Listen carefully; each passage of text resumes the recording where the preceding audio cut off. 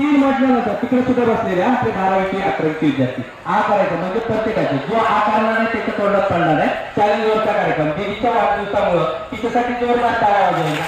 हा हा करेक्ट. हा 1 2 तोंडातून आवाज नाही निघाला पाहिजे. 3 डोळे दाखवून घ्यायचे वरती करायचे. आता माझ्याकडे बघून नाही वरती आ करायचे.